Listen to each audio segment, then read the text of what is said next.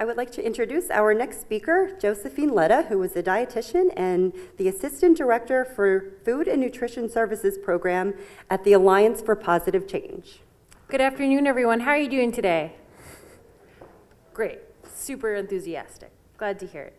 So, just so what we'll go over today, I'm sure everyone here at this point, through different slides and presentations and prior history, does know what colorectal cancer is, but we'll be reviewing it quickly, and more importantly, we'll go over nutrition. So all of my colleagues who are presenting today are esteemed and very knowledgeable in their fields, and it'll be more of a simple, quick, pragmatic application of what we can do for preventative measures when it comes to nutrition and colorectal cancer. I'm Josephine Ledda, which you may have already heard, so that's exciting. And for colorectal cancer, so just going over the basics, right? The idea is cancers when one or more parts of the body have uncontrolled growth of cells, and they can start anywhere, but today we're specifically referring to the colon or the rectum. Oftentimes, the first signs are polyps that can be around the inner lining, which can be either precancerous or benign. Oh, I'm so sorry. Speeding through. I guess I had a second coffee. And so the idea about this, right, it's the fourth, I guess, most present or popular type of cancer in the world. And one of the big things is that nutrition and medical nutrition therapy can be very helpful in terms of prevention. One of the things we'll go over in terms of application is that the strongest correlation tend to be against stopping smoking, drinking less or no alcohol, as well as cured meats. Something else that's been interesting in recent studies has also been increasing fiber and fruits and vegetables. Fiber seems to be having a really exciting moment in the nutrition world, which is wonderful, because I guess pooping isn't as glamorous as vitamin C, but it's really helpful both for the protective measures for your heart as well as cleaning out your GI system. And the big part here that we know is prevention is the best form of treatment, right? You know, when we're checking up on polyps or having to do screenings, especially after the age of 50, it can be hard after the damage has been done. So one of the best things we can do is plan ahead and also go in as educated consumers. Oftentimes it can be surprising or difficult, I find, with my clients in terms of determining what's healthy or what's not. Things can change pretty rapidly, it seems, sometimes in media, but honestly for nutrition, the basics more or less tend to stay the same. Out of curiosity, does anyone here know how many grams of fiber we should have each day? 25 to 30. So 25 to 35 is the recommendation, at least based on gender. 25 grams for women and about 35 to 38 grams for men. But even better for protective benefits would be if we got closer to 40 or 50. I think oftentimes with nutrition-based recommendations, we find ourselves with these numbers, but no application. Like, does anyone know how many grams of fiber are in a cup of fiber one? No experts. Ooh, oh, we got an expert over here. Okay, so yeah, there's about 13 grams, which is why fiber one is known for being so effective at what it does. 2 cups and you've met your requirement for the day. So, you know, it's good to know. You walked away with something new. So for nutrition. So as I said before, a lot of the risk factors, genetics obviously play a part, which is often the case with cancer, unfortunately, but lifestyle choices and age can be a big part, right? So as we get towards 45 or 50, if you have a history of cancer in your family, then it's definitely something important to speak about with your doctor and to advocate for yourself, and make sure that you get checkups. If you have a relative or an immediate family member that has a history of colon cancer, or if you yourself have a history of different cancer, screening is really always your best bet, right? We want to make sure to catch everything early, because then, if need be, we can treat it. But lifestyle choices, so when it comes to cured meats or not eating enough vegetables, you know, what, does anyone know why would fiber make a big difference? Yes, exactly, right? Seems pretty straightforward. If you're pooping, then you're taking out the trash. I always say that to people, you know, if you didn't take the trash out in your house for a week or a month, right, it'd be pretty problematic. And that's what happens when we're not consuming the fiber we need to. But oftentimes, like I said before, American guidelines don't provide a point of reference. One of the best parts about the My Plate diagram is that it's very clear cut, right? You know, when you see My Plate and you see half of your plate has to be fruits and vegetables, it makes it a lot easier to understand for that application. And so we hear a lot of different information and a lot of numbers thrown out of us, but when we can think about what does this unit of measure look like and start practicing on our own, then we become more autonomous, which is great. So like we said, having a diverse diet as well as exercise. Can someone give me an example of what could constitute as exercise and how many minutes we should do it each day? I'm making this interactive. Wish I had prizes. Anyone? Speed walking, about 30 minutes, right? But I'm glad that the first example out was speed walking. A lot of times, especially in older age, it can feel really overwhelming to have these recommendations, you know, because if you have joint pain or arthritis, or, you know, if you've been diagnosed with obesity or any kind of thing, it might be difficult to have exercise in the traditional sense of, you know, going for a jog or swimming, right?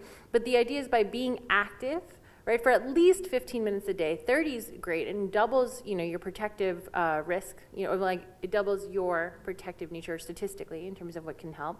So the idea of something as simple as if you're taking the train and you get off a stop early and you walk every day each way, or you take a little bit longer, right? So for instance, if I used to live on 77th Street, if I walked to the 86th Street stop or the 67th Street stop on the 6th, right? Just something as simple as that there and back adds a form of exercise, right? The idea of breathing, of stretching, you know, going in the park. I don't know if anyone here knows this, but for the Parks Department, right, it's about $150 for a membership to all of the different sites across the city. And I believe if you have Medicaid or if you're under the age of 25, that you can also get a discount, right? A lot of these things oftentimes don't feel accessible. And the biggest thing about this is finding applications, right? If this lecture is just me telling you information and then you walk away and you say, I can't do any of that, then we haven't done our job right today. So hopefully these ideas can be helpful in terms of how we can help protect ourselves against the risk of colorectal cancer. As we said before, at least 26 grams daily for fiber, closer to 50. And as we know, fruits and vegetables. Can anyone think of a fruit or vegetable or grain that's high in fiber? Blueberries can be helpful, yes. Avocados do have some fiber, that's true. Coleslaw. Well, so that's where things start getting tricky, right? Because while we do have vegetables, right, you know, such as carrots or cabbage, which are high in fiber, we also want to be careful because mayonnaise could be high in saturated fat, and that could prevent a different risk, right? So the idea of when we're using flavors to help increase our intake of fruits and vegetables, to try to use things such as herbs and spices so that we minimize the caloric density while increasing the nutrition density, right? We want lots of vitamins and minerals and fiber and less of calories and fat, which even though fat can be helpful, it's something to have in moderation. Any other examples? Broccoli is great. You know, oftentimes if there's a new vegetable that you feel a sense of trepidation or concern about, oftentimes by roasting it, I find that most of my clients feel like it's a good starter. If you're concerned about it texturally, oftentimes by doing that, it can be helpful versus steaming, which sometimes can smell a bit funny in the house, right? But trying these different things in different textures can be helpful. And something that can be nice when you're working, let's say, for instance, if you have a family member who is against trying certain fruits and vegetables, a nice reminder that sometimes it can take 7 to 10 times for exposure for people to be open to new ideas, right? So that if you fail, it's not really failing, it's just a different way to do it. And knowing that, you know, textures can be a little bit hard to get used to, but if you use familiar spices and herbs, that can really help as well. So over here, as said before, someone mentioned avocados. That has 7 grams of fiber per serving. Broccoli, also present, was at 2.6. And I realized, oh no, good, it's very big up there. But you know, we have whole wheat pasta, which is a good source of fiber, as well as oats, quinoa, figs, and our favorite nutrition treat, kale, right? So that's always good to know. Does anyone know about the 2 different types of fiber that we have? Oh man, I feel like you've been ahead of the race for everyone with these answers. So can someone besides this very lovely lady, does anyone know the difference between soluble and insoluble fiber? No. Ooh, now the room is totally silent. Yes, one of them can help with your blood sugar. This is true. Does anyone know? Does anyone want to help out? Okay, so we have soluble and insoluble fiber. So insoluble fiber is our body is not able to break it down, right? But it adds weight to what we're eating and helps hold and retain water so that it's easier to go to the bathroom, right? So that's present in fruits and vegetables, and it's present in all forms of food that have fiber, but predominantly there, right? And that's very helpful when we're talking about the preventative measures that we can take against colon cancer, because it's all about going to the bathroom regularly. And so by having fruits and vegetables there, and also if we have them fresh when we can, or if you feel like it can be really expensive, having frozen fruits or vegetables and incorporating them into the foods that you're already eating is a very accessible way to introduce that to you or your family members. Yes? Oh, I guess the infographic didn't have there. I mean, it's definitely a good source. I think the idea was that these were just things to think about and have comparatively, but that doesn't mean anything negative towards spinach. I promise, I have no beef with spinach. But, the idea that we want here is just to have different options, and I think also knowing about it and getting to see a lot of the things when we think of high fiber. Spinach doesn't have a lot of weight, even though it is fiber, whereas kale is very dense. So I think that's probably why this infographic in particular has that. But it's always good to know, and you're right, we should have those numbers there so we can keep kind of a track of something we eat a lot. And also, I am curious, does anyone here juice or do smoothies? Okay, so what do you normally put in your juice? Oh, a lot of leafy greens, kale, spinach. Mm-hmm. I put fennel in it. Ooh, that sounds nice. Red or well, beets, cucumber, Man, you're the healthiest person here. lots of ginger. Well, and so that's great, right? This is a great introduction in terms of if you or a family member, once again, feel very apprehensive about the idea of introductions. Juices are a great way. Because sometimes, and I always speak with my clients about this, if you are struggling with a fruit or vegetable or food in general, to think, is it textural? Is it the flavor? Is it how it's prepared? Because, if you find that struggle, a lot of people, I think, with vegetables tend to find it texturally, like especially if it's raw, to be intense. So by juicing, it can be a good starter. It is important to remember that, we want all the fiber, so it's best to eat it, but that if we make these compromises and it introduces more fruits and vegetables to our diet, then it's a good step in the right direction. And just as another note, so soluble fiber, which is often found in whole grains, is what has protective measures for our heart and what keeps us full for a long period of time, because it slows digestion for a little bit, that you're able to have that, and as well as it helps lower your cholesterol by removing bile.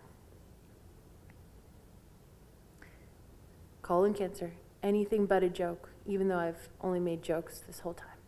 But it's good to know in terms of, like we've said before, so fiber is one of our best bets, as well as antioxidants, which can be found in lots of fruits and vegetables. I think oftentimes people can feel overwhelmed about the coolest vitamin or mineral of the week. And whether you're working with children or adults, the more colors in your diet, the better off you are, right? Phytonutrients are present with each of them, and each color can be strong in something. Whereas like orange has vitamin A, or blueberries have anthocyanins. And the idea of the more colors present that are natural, you're probably covering all your bases.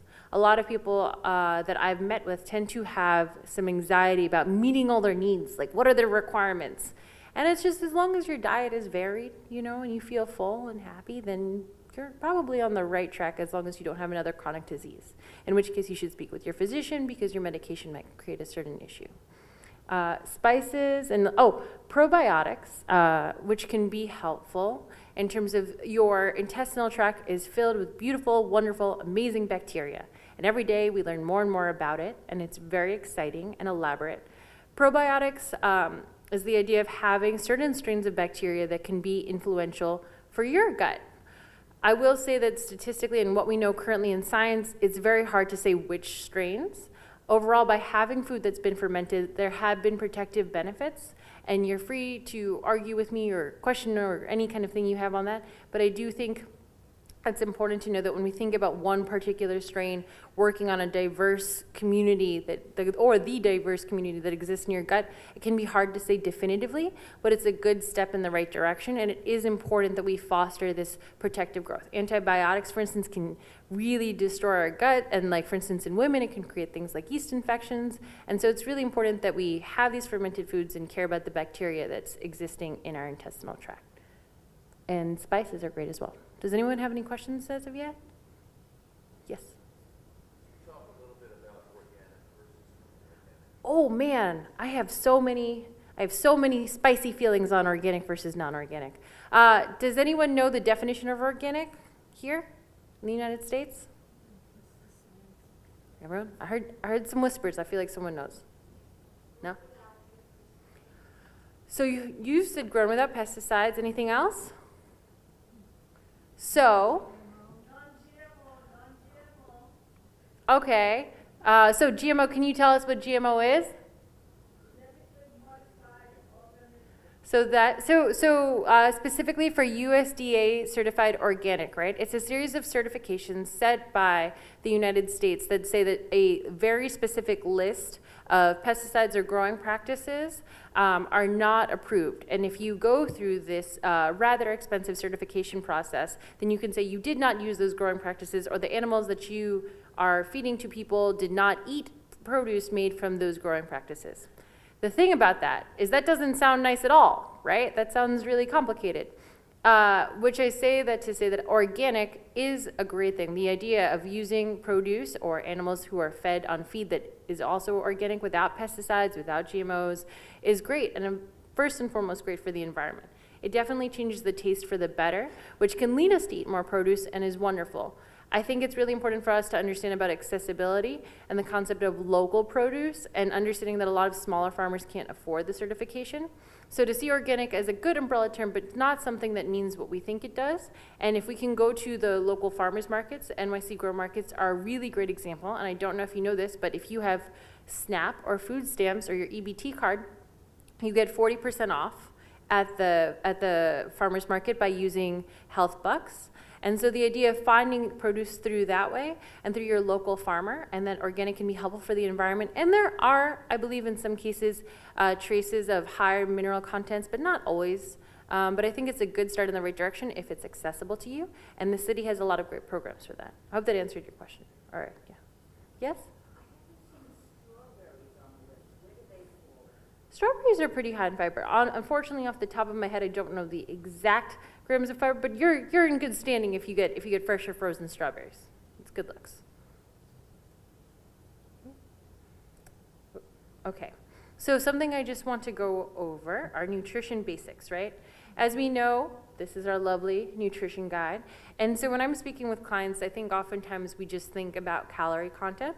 But when we're talking about eating healthier, it's portion sizes, servings per container, calories, sodium, and fiber, right? So this in relation to colon cancer, it's like, well, it seems like a bit of a tangent, right? But what we're talking about is application of general healthy eating, of sodium that can be really helpful, especially when we're talking about the idea of cured meats being a high risk for people to contract colon cancer, and also fiber, as we know, right? So what the difference between portion sizes and servings per container, has anyone ever dared to look at the back of a ramen packet? Like, oh no. So you know the noodle packets that's like 50 cents? Everyone knows what I'm talking about? So if you look at the back, it says that it's 2 servings per container. You know, you're gonna put that thing in water and then you're just only gonna eat half of it. And the same thing with a cup of noodles. And they're saying that for half of the packet, it's 780 milligrams. So all in total, it's like 1530 or something? About there, 1,530 milligrams of sodium in 1 pack of noodles. Does anyone know the requirements of sodium daily? You wish it was 2,000. So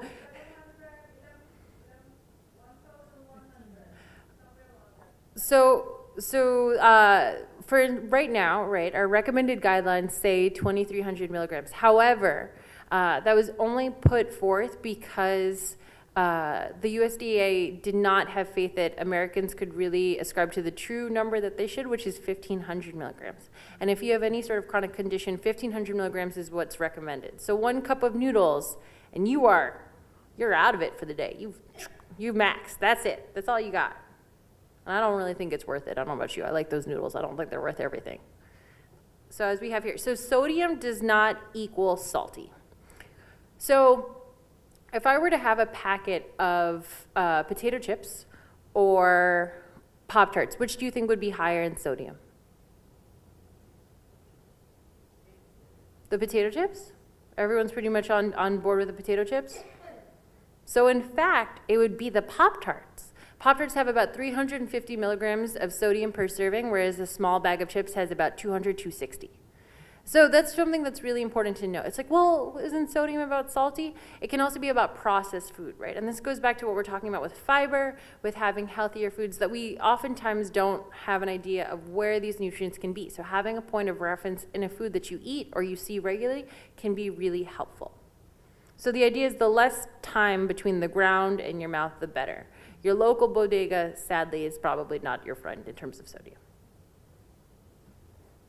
When we talk about protein, when it comes to preventing colon cancer, the idea is having leaner sources of protein that are not cured. I said this to a class last week, and they said to me, but I get the fancy boar's head. It's like, no, it's all the same, right?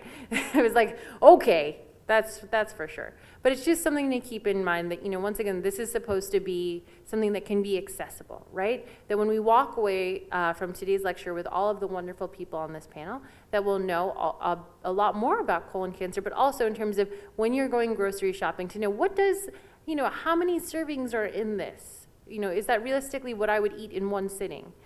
Is it worth it? Is this food processed? Will it help me go to the bathroom? Always ask yourself, will this help me go to the bathroom? Maybe you don't have to shake your fist like I did. I assume you can go to the bathroom on your own. And antioxidants, right? So the idea of the protective benefits of fruits and vegetables. And like I said before, we can go into the science and logistics of it, but I do think it's always easy to just think the more colors in your diet, the better, right? And that potatoes are cool, but if you can switch to other colors and other variations of fruits and vegetables, that you're just going to get more bang for your buck, right? I think of our caloric budget kind of the same way you do your finances. You could spend it all on a big party or, a giant pizza, or you could have something that could have a little more sustenance for you. And phytochemicals, similar to antioxidants, that they have protective health benefits and can help with inflammation. And I think something to think about when we're thinking about cancer or any other chronic illness is that inflammation is your body trying to protect itself from what is perceived danger, right? So for instance, with our stress responses and increased cortisol, that's the idea that your body thinks that you're in imminent danger of a tiger or lion, right? And a lot of the chronic diseases that we have are the sustained amount of stress or cortisol is not sustainable. So when we think of inflammation as a sign for us that if nothing is truly wrong, like we're not running away from a leopard, that we need to think about our body, and self-care is more than an Instagram hashtag, but important for protective benefits, right? Taking the time to slow down, taking the time to understand our bodies and treat them the way they deserve to be treated. The wonderful My Plate. I think this is self-explanatory. Has everyone here seen this before? Mm-hmm. Yeah? Okay, that seemed like a yes. And so as we review, I hope I haven't spoken too fast. I know I probably did, but we have cancer, which is the uncontrolled growth of cells. When we're specifically talking about colon cancer, that it's in the colon, right? Which is really important because, everybody poops, I heard once. So it's, it's something we all need. So ideally we can treat it right. And that specifically with colon cancer, lifestyle choices play a big factor, and also age and genetics, right? So as we know and think about this, applying it daily, right? The idea of a little bit more exercise, if that's available to us, looking at resources that are age appropriate, of slowly but steadily introducing dietary changes. There can be a lot of pressure at times to want to make a drastic change, and that's understandable. But I always say to clients, if you just increased your water by a little bit, or you are maybe just a little bit more in terms of vegetable servings for your lunch or dinner, you know, if you do that every day versus a change that's dramatic that you only do for a week, I think it's better off, you know, dietary changes in diets in general, it's the idea of a lifestyle change. It's not a drastic thing that's only for a little bit. And that's how we can really protect ourselves. We should regularly have screening. Treatment can be more difficult as the illness goes forward, so it's really important to make sure you're screened annually if you're over the age of 50, and that dietary changes, so that means reducing smoking or quitting. And I think that I would guess that vaping wouldn't be very helpful. I don't think that's really relevant to anyone in this room, but if you're juuling, probably don't. And also decreasing the amount of cured meats or high fat, and that the studies are less conclusive about fiber, but overall still pretty strong in terms of making sure you're consuming lots of fruits and vegetables.